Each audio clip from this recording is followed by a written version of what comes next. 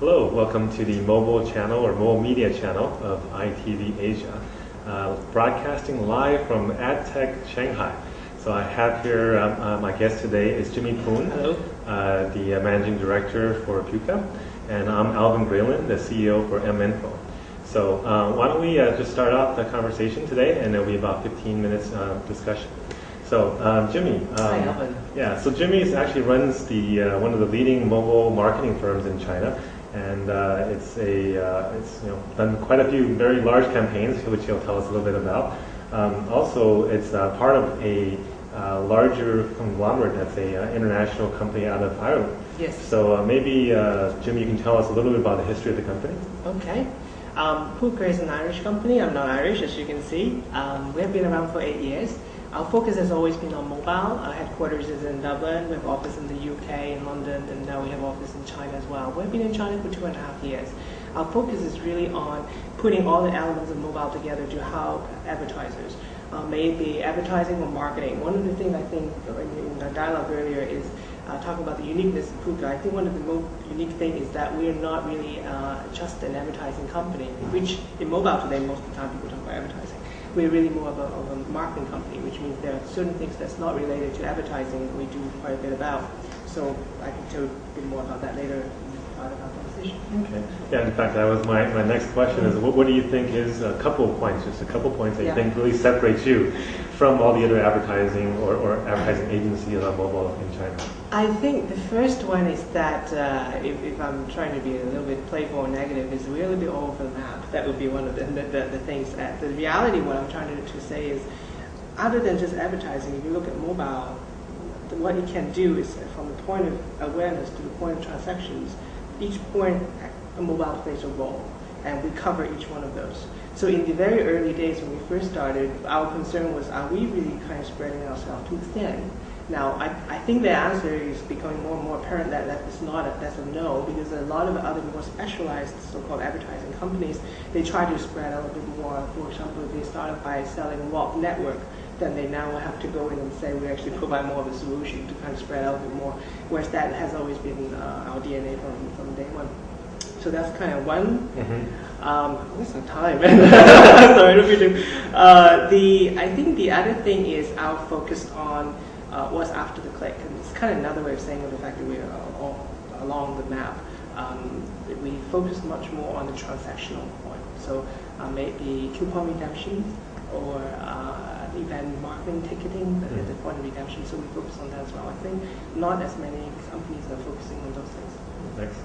Also, Jimmy is the current reigning president of MMA, the Mobile Marketing Association, in the China chapter, Asia chapter? APAC chapter. Yeah. So, why don't you talk to us a little bit about your experiences there and how that might impact your business and what you do? Sure. The Mobile Marketing Association has been around for 8 years, has about 650 plus members worldwide. The APAC chapter is relatively new. This is only our second year. I'm the chairman this year. There are 12 different board of directors on our board. Includes people like Microsoft, Yahoo, all brands like Coca-Cola. Our mandate is really to help influence the mobile landscape or set guidelines to help to move things along. Now in Asia, specifically in China, since we're sitting in China today, I find that this is the first year I've been chairing this committee. There's actually still a lot of work to be done. Then that's why I think with more members joining, that can be something helpful to do. So you can go to MMAglobal.com to learn a bit more about what the MMA is. Excellent. And MInfo is actually a member of MMA, so yes. we do support the MMA and its policies. One thing is that Puka is actually an international company operating in China. How does that help or hurt what you do here? It helps in the sense that we are in a market that is growing, has the largest mobile population. I think that sometimes limitations do come in because of the operator scene in China is pretty tight. The ability to try different things might be a little bit more limited compared to other markets. So I just went to the Mobile Asia Congress last week, and there were a lot of foreign companies like ourselves being in Asia, and we find that maybe only 20% of those companies actually has a presence in China. 80% of them have a presence in APAC, ex-China, exclude China at this point in time. So that's kind of good and bad, like anything. Okay, excellent. So 2008 is supposed to be a big year for China. What do you think was the biggest thing that's happened in mobile in China this last year? Well, pick one. Okay, I think the biggest one is really what happened on March the 15th, the Consumer Day event, which the government shut down all sorts of mobile advertising or spamming. Spamming was the cost of it. What it does is you really get people to think about, in the old days, spamming seemed to be only game in town, whereas now people will have to think of new ways to engage customers using the mobile phone. So, from a business standpoint, it can affect people for a short time, but for the long term, I think there are benefits. And a lot of people say operating in China is very different. China is different everywhere else in the world. You've operated here for a while. What do you think? What's really different or not different about China? Well, I think the difference is sometimes it's more in terms of the intensity of it. Like in all countries, you have to work with the operators. That's kind of given. But here, you have to work with the operators maybe 5 times more. So if you just hear about that, it sounds like, wow, my country, we have to work with our operators as well. But it's the intensity of it that makes it different sometimes. I think the other bit is in China, I find for mobile, people focus more on advertising. As I mentioned earlier, we try to be more well-rounded. I guess because of the scale in China, and the scalability is a big thing, so the individual income that you can expect from users are pretty small, therefore you need a big number. And that is sort of an advertising platform model, whereas marketing is may not jive with that as well. So that's the difference I find. Okay. And then just maybe operational challenges. How is it more difficult or easier to operate in China from any business perspective? I think operational-wise, things are cheaper, and you sort of if we form a sort of a commodity level type things like machineries and things like that, you can go further. Whereas in terms of know-how, maybe it's not lower level of know-how, it's a different type of know-how. So coming into the market, I have to learn how people do things here, and it might be different. It might be, in fact, it might be wrong in my old place, but it is very right here. So you cannot argue with that. You just have to go with the flow. They don't go with you; you go with them. Absolutely. So 3G has been talked about for a long time, and it's been available worldwide for a while, but it's just getting started here in China. How do you see 3G impacting your business in 2009 and maybe further out 3 to 5 years? I think since we use mobile more as a marketing channel, so when you market, you actually, for example, customer relationship development, you actually put more information into it, let people know like how many points they have won this big, huge, beautiful bath or something. 3G allows us to show that much richer type of information to a point that it might one day replace what we're doing online with emails. So then SMS or what push type of MS becomes very relevant. That would be a big part of that will affect us. Okay, and do you think it would make even more difference in 3 to 5 years? Is it about the same, or how do you know? Oh, 3 to 5 years. I think it definitely will be more, but by then it probably will be something else to add to it that make it even more. But the stepping stone is the 3G. Without the 3G, this new thing, which I don't know what yet, will come along in 5 years. It will be definitely a lot more. Okay, excellent. You guys are kind of a diversified mobile marketing agency. You do a lot of different types of models. What things have worked the best for your clients so far? I think closing the loop would be the type that works the best so far. When you mentioned diversified, that's actually a good term. I'm going to use that from now on. Diversified, we have 4 things. One is a media type thing, and I mentioned the 4th thing, which is more on what we call touch point. It's a point of sales type of affirming people who have certain mobile coupons or tickets can redeem things at the end point. Of the 4, I think the transactional bit has been paying off most because that's the part that can give the most clear return on investment.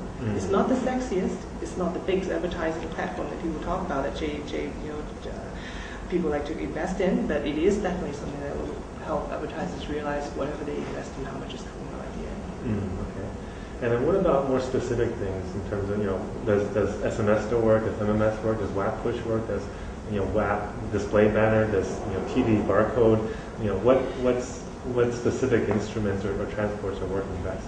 I think they are all working, depends on the scenario we're talking about. But one thing I do find personally, SMS can work a lot more. It is not sexy. Everybody's turning onto WAP and all the blue barcode and everything. They work and they can provide certain value. But at the same time, you rethink what we have in the SMS that we're using day to day. So many people are still using it as a key part of their communications. There are different ways to reshape it. Reshape it in a way that will make sense and actually facilitate marketing purposes. So I think that is sort of a very undervalued stock. I completely agree. So what things don't work? I think for people who are looking for volume and they're using all this very new and upcoming technology, which maybe 1 in 100 people will be actually using it, I don't think it will work. And I think at times client will come with excitement, they want to try new things, at the same time they're expecting big numbers. I think someone will need to tell them to manage their expectations and say, if you use this, you're going to have 5 people, but you have 5 very happy people. So if you want happiness, this is what you get, but you get 5. Rather than if you use SMS, you get 5,000. They can be happy in a different way, but just managing expectations would be very key, I think. Can you maybe tell us of a specific campaign where it hasn't worked? Yeah, for example, I don't want to name brand. Say large something. A car company, French car company. They really want to try out 2D barcode in the very, very early days. He was talking about like 2 years ago. And so we said, okay, good to try it, good mentality. At the same time, we want to put in a short code as well, just so people, in case they have another way to go. And the response come back that the 2D barcode was, well, because we shaped it as a learning process, it became okay because we learned. But if we just look at it as pure campaign level, it flopped. Thank God we had the short code. Buy it. Thank God for SMS. Buy it to kind of, for people who don't have the reader on the phone, they can do that. I'm not saying those technologies don't work. They really do work, but the infrastructure needs to be there. Like in Japan, 2D barcode works like SMS. So that you have to have the infrastructure. So just like SMS is in every phone, it is in the infrastructure. Only in there, you have to have people have used it, they know how to use it, and it works. It works. Yeah. What about when you're talking to a new client? What's the main challenges they give you? What things are the obstacles? I think the biggest one is they keep asking us for ROI, and which we don't have for many reasons. The medium is not mature enough, or sometimes when we work with the client may not even measure it, or they have measured it, they haven't shared it with us. So it's very difficult for us to do that. And in my mind, I'm thinking, how many of the current activities you can have at ROI right now? And so I think that would be the biggest challenge, asking us for the ROI when the ecosystem is not mature enough to provide that. And how do you overcome that challenge? Well, we try to focus on, I think that's one of the reasons we focus on the transaction side. Very busy room here. Focus on the transaction side. So I cannot tell them the big ROI, but I can tell you the ROI of this specific event. And start with the piece that we can control. And so that's kind of how we do that. And then maybe talk about, I guess, a really successful campaign that you've done recently. I would say, it's not really a campaign, it's an event. It's for another car company. We work with a lot of car companies. Really? And it's a joint venture car company, German, Chinese. They have the largest reseller event in Changchun, I think, and then you will know which one it is. Over 1,300 resellers. Now, they wanted to have an ability to distribute the event tickets so people come to the reseller event in the most sort of easy way. At the same time, they also want to find a way to, out of that 1,300 resellers, 300 of those are very VVIP, very, very important people. Mm. And the moment they walk into the room, they want to have an announcement and red carpet and all. In the past, they couldn't do that. So what we did, we put together a 2D barcode ticketing system, which people can register online, and once they're clear, if they have the MMS activated, they would get that. Otherwise, we also give them a paper version, just in case. So on the day when they come to the event, they can take out the phone to scan, or take out the invite that we send them, they can scan that. By scanning it, we know exactly who this person is. It's not just a yes or no type of identifiers, like Jimmy Poon coming in type of thing. So the 300 we already highlighted is one of the 300 that comes in. That was brought back to the announcer, and the announcer would say, "Welcome, Mr. Wong Tai Men," whatever, and it feels like $1 million. So it worked very well. The client was very happy about that. So, right now with the economic crisis around the world, it seems like one of the biggest questions people have is, how's this going to affect mobile marketing? Is it going to go down? Is it going to go up? What do you think? I think, I think it is going to go up because there's more measurement in place. That was the sort of maybe, especially in China, okay, when people actually want to try different things. The budget for media, for mobile is small enough that it, the wind doesn't quite hurt it yet. You're not large enough for the wind to blow you away. You're too tiny. I think for more developed markets, which require, when the budget has already gotten quite a bit bigger, they may see more of that effect of a bit of a downturn. But I think in China right now, it's just so small. It's difficult to blow away something small. All right. Well, I think we're kind of out of time for today. But thank you very much for joining us, and thank you, Jimmy, for taking time to speak with us. Again, I'm Alvin Drillin, and this is the mobile media channel of iTV-Asia. And join us again at the next episode. Thank you. Thank you.